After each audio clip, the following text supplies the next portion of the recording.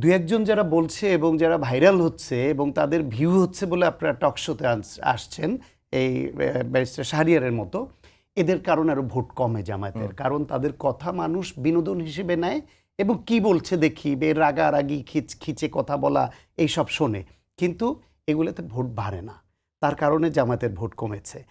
মূলত আমরা যারা জামায়াতের ৭১-এর গণহত্যা, জামায়াতের রাজনীতির যত রকমের বিভ্রান্তি আছে, জামায়াতের নারীর প্রশ্নে যে ভূমিকা তারা নিয়েছে, জামায়াত এই সময় যেসব মোনাফিকি করেছে ইলেকশনের সময়, জামায়াত যেভাবে টাকা বিলিয়েছে এবং ধরা পড়েছে, জামায়াত যেভাবে নারীদের কাছে এই বোরখাসহ নানান উপঢৌকন নিয়ে গ্রামেগঞ্জে গিয়েছে, এই সব কিছু আমরা যখন তুলে ধরছিলাম, তার বিপরীতে জামাতের পক্ষ নিয়ে এনসিপির বেশ কিছু সংখ্যক তরুণ যারা আমাদের ডিফেন্ড করেছে জামাতের পক্ষ হয়ে।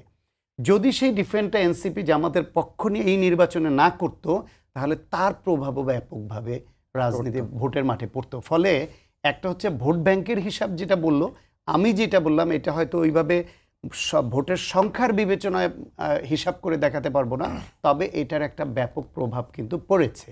এইটা এনসিপি করেছে। এনসিপির এই সহযোগিতা না পেলে জামায়াত কিন্তু আরও খারাপ করত, ব্যাপকভাবে খারাপ করতে হয়তো। তারা ভোটের সংখ্যায় ভালো ভোট পেত, কিন্তু আসন তারা কোনোভাবেই ২০টা আসনের বেশি আসন পাওয়ার দল জামায়াত ইসলাম না। ফলে আজকে জামায়াতকে যে এইভাবে প্রতিষ্ঠিত করলো একটা শক্তিশালী বিরোধী দল হিসেবে এবং দেশে এত বড় আলোচনায় আসলো ন্যাশনালি ইন্টারন্যাশনালি, এইটা এনসিপির ভুল সিদ্ধান্তের ফল।